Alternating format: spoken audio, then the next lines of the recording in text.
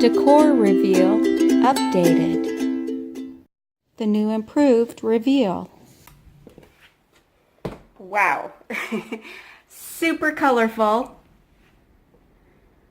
Kind of neat. Okay, so I'll just tell you I used everything from around the house. I'll point out a few things that we purchased. Okay, so we got that pillow and another bird pillow that's on the bed from Ross. These, oh my gosh, these beautiful pastels are done by Louise Marionetti. She is a RISD graduate, and these are old school pastels from about 1930, 1940.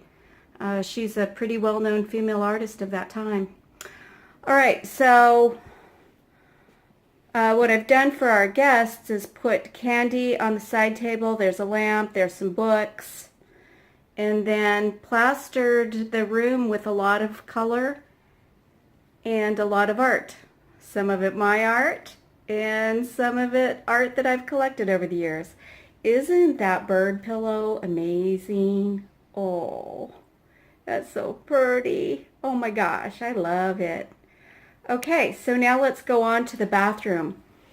Last video I did explain that I would show you our updated bathroom, and here's how it turned out. You know, I don't want to do anything super fancy, you know, for guests. They bring their own shampoos and stuff like that. Purchased these cute floor mats from Amazon. I love that round floor mat that came from Amazon, as did this Moroccan themed shower curtain. Gorgeous.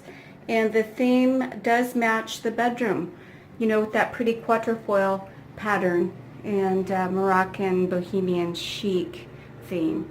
Okay, towels I kept very simple, and then I just dropped a simple boxed soap in fabric. So that's all that is. But you know what? When our first guest here at the new house arrives, Miss Cynthia, I think she'll say, "That is so sweet."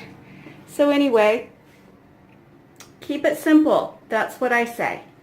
Thanks for watching. Bye!